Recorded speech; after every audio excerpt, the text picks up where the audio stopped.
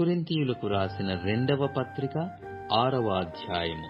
కాగా మేమాయన తోడి పనివారమై మీరు పొందిన దేవుని కృపను వ్యర్థము చేసుకొనవద్దని మిమ్మును వేడుకొనుచున్నాము. అనుకూల సమయమందు నీ మొర ఆలకించి తిని, రక్షణ దినమందు నిన్ను ఆదుకొంటిని అని ఆయన చెప్పుచున్నాడు గదా. ఇదిగో ఇప్పుడే మిక్కిలి అనుకూలమైన సమయము, ఇదిగో ఇదే రక్షణ దినం. మా పరిచర్య నిందింపబడకుండు నిమిత్తము ఏ విషయములోనైనను అభ్యంతరమేమీయు కలగజేయక, శ్రమలయందును, ఇబ్బందులయందును, ఇరుకులయందును, దెబ్బలయందును, చెరసాలలోను, అల్లరులలోను, ప్రయాసములోను, జాగరములలోను, ఉపవాసములోను మిగుల ఓర్పు గలవారమై, పవిత్రతతోనూ జ్ఞానముతోనూ దీర్ఘశాంతముతోనూ దయతోనూ పరిశుద్ధాత్మ వలనను నిష్కపటమైన ప్రేమతోనూ సత్యవాక్యము చెప్పుట వలన దేవుని బలము వలన ఘనతల వలనను సుకీర్తి దుష్కీర్తుల వలనను దేవుని పరిచారకులమయ్యుండి అన్ని స్థితులలో మమ్మును మేమి మెప్పించుకొనుచున్నాము.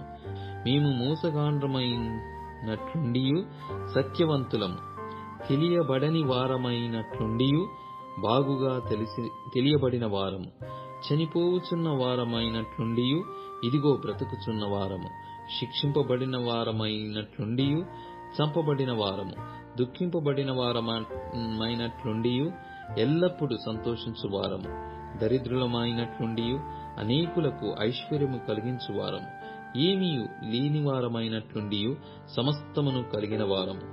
ఓ కొరింథీయులారా, అరమర లేకుండా మీతో మాటలాడుచున్నాను.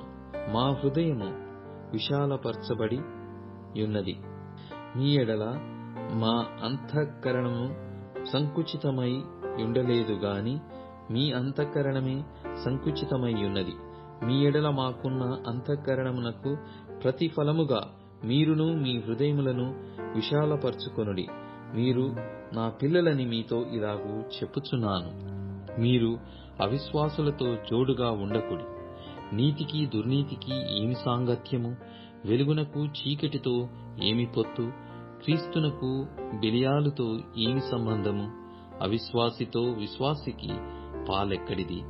దేవుని ఆలయమునకు విగ్రహములతో ఏమి పొందిక?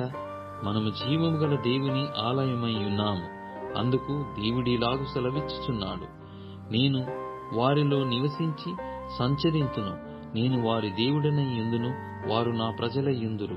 కావున మీరు వారి మధ్య నుండి బయలువెడలి ప్రత్యేకముగా ఉండుడి. అపవిత్రమైన దానిని ముట్టకుడని ప్రభువు చెప్పుచున్నాడు. మరియు నేను మిమ్మును చేర్చుకొందును, మీకు తండ్రినై యుందును, మీరు నాకు కుమారులను కుమార్తెలునై యుందురని సర్వశక్తిగల ప్రభువు చెప్పుచున్నాడు.